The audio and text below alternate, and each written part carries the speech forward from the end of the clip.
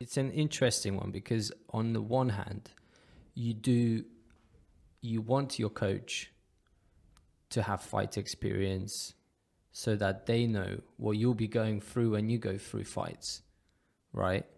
But then is it crucial for them to actually go through the experience or understand the experience? Can you understand it if you haven't been through it? I think it kind of depends on what you mean by your coach. Because a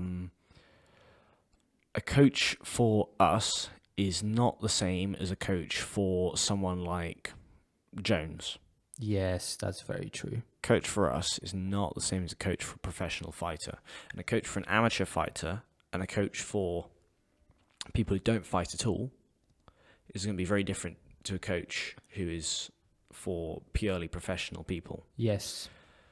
I think, weirdly, coaches for amateurs, I think they're the ones that's most important have fought. Because that's the time when you're getting over most of the emotions about fighting. It's mainly that, yeah. Right? That's what you need coaching through. Yeah. Like, a lot of people can teach technique, but you kind of need someone who's going to get you to, firstly, to be motivated. You need to understand the mindset behind it. Yeah. Early amateur Training for a fight is hard. Yeah. It's a lot different to just training. Yeah. You have to put a lot more effort in if you're going to fight, even if it's an amateur fight. Yeah, well, and psychologically and physically. Yeah. And physically, you need to understand how to get someone motivated to be at the gym, and that feeds into the psychological aspect that if they start getting tired, you're not going to start turning up, you're going to start bailing on the fights. You need to have that balance where you're keeping them going and you're keeping them getting better, but you also need to make sure they don't fatigue. Yeah. And also, you need to be there ready when they're going to go through the door of the cage and be grabbing themselves. Yes. And be ready for that. Yeah. And this is where I think perhaps the coach having some actual experience. I mean, I can't really think of coaches that haven't at least had amateur fights. Greg Jackson? Ooh. Don't believe he's ever fought. Interesting. Right. And yet, Greg Jackson runs arguably the best MMA gym in the world with arguably the greatest fighter of all time. Yeah. I mean, that whole camp, well, I mean, Greg Jackson also trained GSP for a long time. Right. Yeah. And it was a crucial part of his team, yeah. Yeah. They're brilliant. And they... and he, I don't think he's got any fight experience. What's the other guy? Mike Winklejohn. Is that his name? Mike Winklejohn. Fuck, I should know this, but I've completely forgotten. Doesn't matter. He's a lot more experienced, but he's never fought MMA. Yeah. Love kickboxing fights. Well, it's like Duke Rufus as well. I don't think he's fought MMA. I think he was a kickboxing. He used to fight in kickboxing. Yes. Duke Rufus. Yeah. And he was quite successful, actually. I think he is well known. Someone like Dwayne Ludwig is a very successful fighter, I would say. Had a pretty good pro career, and he actually fought MMA. Yeah. But so then how important do you think it is to have the MMA experience? I mean, you just have to look at the best fighters. Well, let's maybe, you don't have to look at that, but let's maybe look at the best fighters. So, or like the most successful fighters: Conor McGregor, John Kavanagh. Pretty sure he hasn't had any like serious MMA experience. Well, he's had MMA fights. He's had professional fights, or at least he had fights. I don't know if he's had what we'd call professional fights, but he's had fights at a point where it's basically professional. It was when the rules were still kind of being made. So, I mean, we have a laptop here, so we might as well use it. He actually has fought in MMA. Yeah. Yep. He's on Sherdog, so he has fought in MMA. Yeah. So, yeah. So he has had experience, actually. But he wasn't successful fighter as such. No, well, he never really won anything. He was never No. in the UFC. No. But that's what I'm kind of mean. I think he's got exactly the right kind of experience. You need to know, you need to have an understanding of what a fighter is going through to get them in there. Yeah. But you don't need... Well, I think the interesting thing about MMA is that someone isn't very likely to copy the style of their coach. Yeah. So I don't think it's actually very necessary to have full MMA experience because they're not going to take all of those details from you. Yeah. Right? You don't need to teach them necessarily how to put together takedowns with strikes. Someone else can do that. A technique coach can do that. Yeah. If you want to be like a head coach, which I think is what we're talking about, what you need more is the understanding of what they're going to go through, which is why... But also perhaps you're essentially... I mean, obviously fighters have managers, but you're the manager of their MMA training in a way. Yeah, you are. Yeah. Yeah. So you need to have an understanding of where they're lacking, what aspects, or a lot of the time the head coaches take the role of looking at the other fighter and preparing. Okay, but if you're talking about head coaches like that, in that case, that's very much a skill you can learn without fighting. Exactly. So, from that point of view, I don't think it's necessary to fight even at all if that's what you're doing. If you're the guy in control of the camp, yeah. What's more important is probably that you're a good strategist in terms of looking at you and your opponent and working out where your skills need developing, where you should be training. Yeah. Probably what's more important is that you've got a good strength and conditioning background. So you know how much you can push the fighter and how much they should be doing. I think that when would they should be definitely resting. help. Yeah. But like, it seems as though they do always tend to have some kind of understanding. Like I'm just thinking, of the main guys like Firas Zahabi, and John Kavanagh. Is it Kavanagh? Kavanagh. Yeah. Like Firas, I think has a lot of. He understands strength and conditioning well. I think Firas has had. I some literally fights. have no idea. Yeah, he has fought. I'm sure he's fought. Yeah, but I he have has literally fought. no idea what his understanding of strength and conditioning is. Yeah, he seems to know a fair bit. But that's part of it when you're running a big camp like that. They tend to also be the head coaches. Tend to be the gym owners. Yeah, often. And when you're running a big gym like that, you're not just You're not coaching fighters necessarily.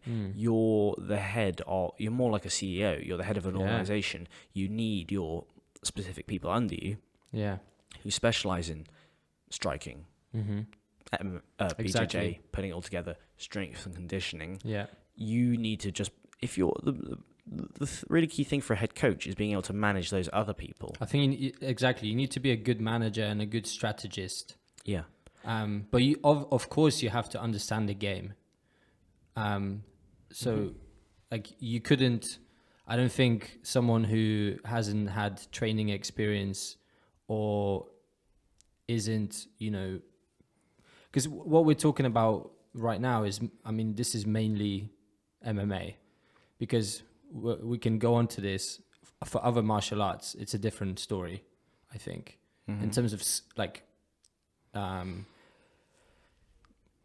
actual martial art skill, because I think for MMA you don't necessarily need to be the most skilled fighter, but you have to have trained for a while. Yeah, but if you're an MMA coach, if you're the guy in charge of a camp, I think if you're a boxer or a kickboxer, that's enough. Because you understand those other parts. Yeah. You don't need to know about BJJ. You Agreed. need to know how to manage a strength conditioning person or when to tell them to go to different sorts of classes. You just need to know where their strengths lie. Yeah. You don't necessarily need cage experience. I agree. I'll go back to it again. Like Firas Zahabi, when GSP was at his peak, it wasn't just Firas Zahabi. You had John Danaher doing his Ju-Jitsu, and you had, I think at the time, I'm thinking towards the later stages of his career, he had like he had his own striking coach, and he had his own, like, those were separate entities. BJJ and striking, they were like separate entities. And Firas was there putting it all together. Yeah, and I think there's other things that Firas will do, like telling George to go to like New York. Exactly, and sending him away, which I think is another interesting part of like what's Darren Till's coach's name? Oh, yeah, what is his name? So he sent Darren Till away to bloody Brazil, yeah. Right. That's an interesting thing about a coach. He's done a whole mentor thing there. Yeah. I mean, he, in a way, has to have that figure, I think, like a mentor type of... It has to be a mentor type of figure for the fighter. I think that's more of like an early coach kind of thing. Not to say that he can't coach a world champion, but an early coach, like a coach for me or you, needs to be that figure as well. Yeah, because there are so many more unknowns. We're not. Yeah, we don't know about what's coming. Essentially. Yeah, we're not professional fighters. No. We don't know the full. We don't really know how things work at the moment. It's kind of just an experiment with camps and everything. With the amateur fights before you get into it. And that sort of mentoring idea is interesting. It's almost like Dan. You remember Dan from the coach at Excel MMA? Yeah. I remember one time he was talking to me. He's like, "Do you really want to do do you really want to do MMA, or do you want to just do Ju-Jitsu and do submission grappling as a big thing in that?" It was an interesting thing that he was trying to like dissuade me from doing striking, which I think it's interesting because that person that we're talking about is like obsessed with striking. Yeah, he is, but as a coach and sort of mentor figure, he's sort of testing the waters, I think, about whether I really wanted to do it. I'll have to think about it afterwards. Greg Jackson probably doesn't need to do that. Not really a necessary thing. No, I mean, right? Yeah, at that level, you're probably not going to be asking that unless you're looking at a prospect. But he won't be looking at prospects. That's not what he might. I don't know exactly what he does, but I just think that it's interesting. There's this different skill set you need to be the head coach of a super gym versus the head coach of a local gym. And you can be amazing at both levels, but it's just a different set of skills.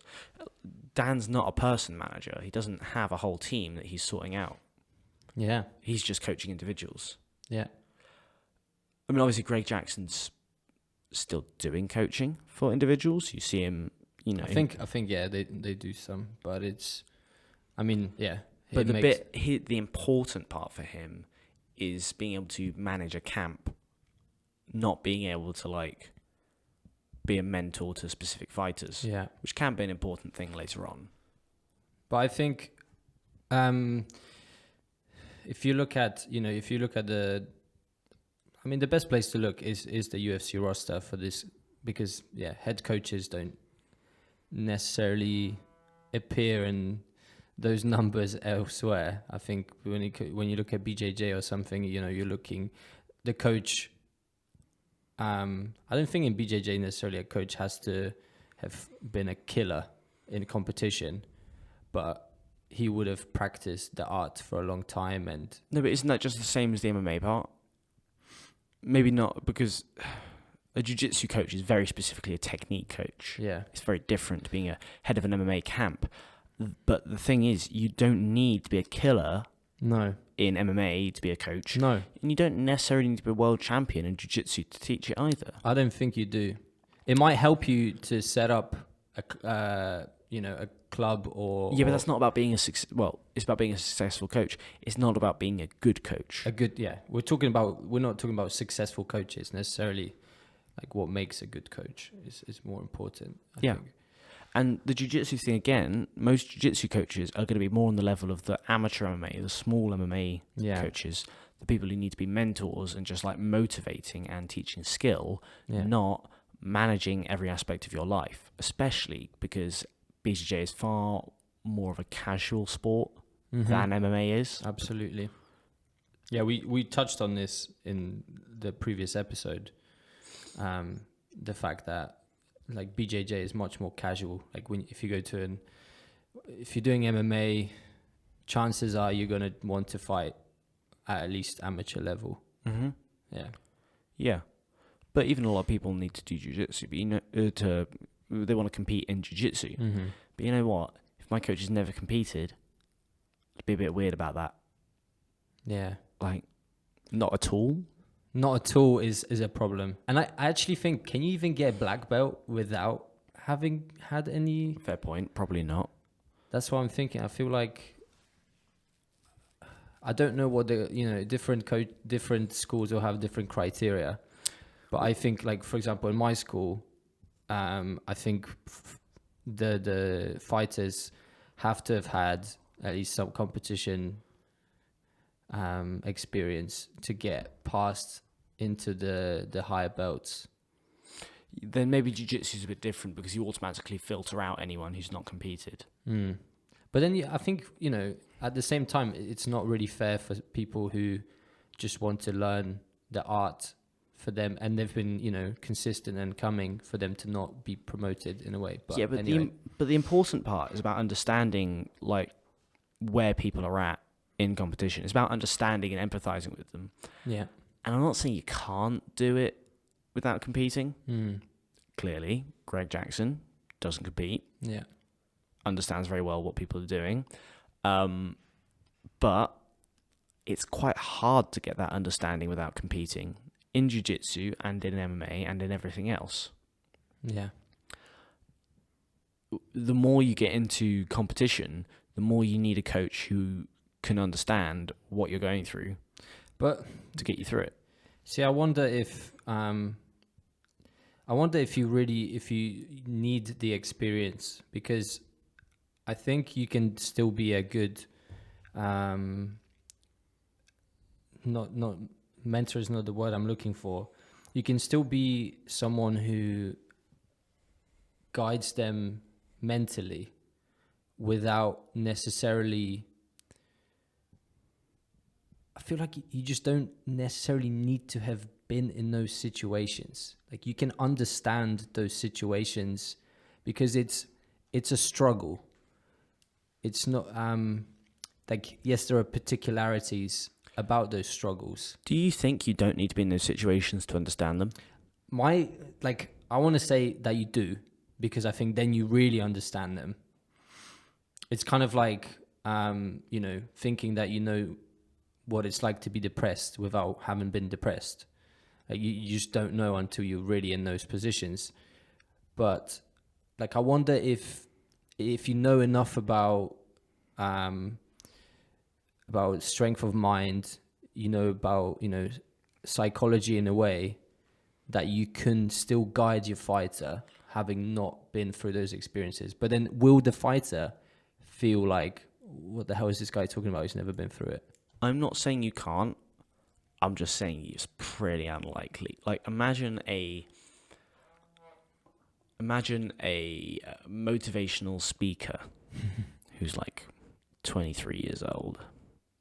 He's talking. He's a bit motivational speaker. He's trying to get you riled up. He's trying to get you forwards. And you look at him and you go, "What the fuck have you done with your life?" It's just not that genuine. I'm not going to know about, right? Yeah, it just doesn't feel genuine. Of course it's not, because the whole point is that they're meant to have gone through things to understand them. Yeah. And it's really unlikely that you can understand it without going through it. Yeah. Which is why you don't need the specific experience of going to a cage. Mm-hmm. But you do tend to need the experience of having a fight. Yeah, I think that's like a minimum requirement. Like, you must have had, at some level, been through a competitive environment, like a true competitive environment, not just being competitive in your dojo. Mm-hmm. Yeah, which is why I don't think I think it's really unlikely for jiu-jitsu coaches to be good MMA coaches. Mm-hmm. Because no matter what the level is, the jiu-jitsu competitions don't tend to be the same pressure as MMA. Well, it's not got the damage factor. But it's also like, it's everything else that comes with UFC and MMA shows. Like, you've got all the media, you've got way more people in the arena. Like, even the vibe, it's not even at BJJ comps, it's slightly, well, it's a more chilled vibe than, like, people the fighters will probably be talking to each other in between matches or whatever, or they, whereas like in the UFC, you don't, a day of the fight, the fighters are not going to be like best chums chatting to each other. Or what you're talking about there isn't fight experience, it's show experience. Yeah. So do you think someone who's been on Polaris or ADCC could be an MMA coach? Yeah. I think maybe something so big, something like Polaris. But even then, is Polaris really comparable to?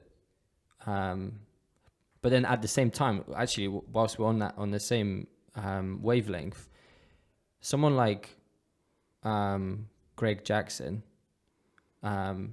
he hasn't had the show experience, but he's a great MMA coach. So why would a BJJ... Absolute curveball. No idea. Can't explain Greg Jackson. Yeah. It makes no sense. But same with like Firas. Like, it's not as if I'm not sure. I think he might have fought on local shows. I'm sure Firas has had fights. No, he has, but and it's been like local shows. In fact, I'm not sure if he has he had any MMA fights. I don't think so. It's not showing up on Sherdog, so Well, I don't know. I'm sure he has. I'm sure he's talked about it before. Yeah, but he's an incredible coach. Mm-hmm. And he's, for example, like, he's had, he studied psychology, so he understands the mind. So I think an MMA coach, it's a lot about the mindset there. If you're a head MMA coach, it's a lot about understanding human psychology. I think you can be quite successful if you understand human psychology well, and that seems to be a recurring theme in very good coaches across MMA, like having a good mind understanding. Like John Kavanagh, his book, I haven't read it, but I think that talks a lot about mindset. Someone like, as I say, Firas understands psychology very well. Sorry, I said psychology, I meant philosophy. Yeah, he studied philosophy, not psychology. Yeah. Apologies. And like Greg Jackson, you see him in the corner, and he's always calming his fighters down. He's super calm there. Like, he just understands how to get his fighter to turn it down and operate at the optimum level. All right. So he's got that kind of understanding about the fight. It's just a complete curveball about where he's got it from. Yeah. And I find it interesting that the fighters are still like, they trust him. Because for me, I would be like, yeah, but you haven't had the experience. How can you tell me? But then I guess once he's produced good fighters, that's quite hard. I'm not going to say to Greg Jackson that you haven't fought, so you don't know shit. Well, obviously not now, right. But like at the beginning stages, I guess, yeah, I don't know. I guess you can still make that successful career, even if you haven't, or like you can still create very successful fighters. I mean, fucking hell, John Jones, arguably one of the best in the world. All right, so we'd say, in order to be a great head coach, which is mostly what we've talked about today, yeah, you need a good understanding of what it means to have a fight and go into a fight, but you don't necessarily need the fight itself. Yeah. Although where the hell you get that understanding from otherwise is a bit of an enigma. Yeah. I'm not entirely sure whether you need a lot of that experience, because I'm just trying to think of. I'm not sure whether you need that fight, but it seems like one of the key and one of the very few ways in which you get that sort of knowledge, and is the only way you're going to become a great coach and be able to empathize with your fighters, I also think there's no real other way. No. We hope you enjoyed that episode. If you did, please consider subscribing to the podcast and checking us out on YouTube, Facebook, and Instagram under the name Combat Thoughts. We'll see you next time.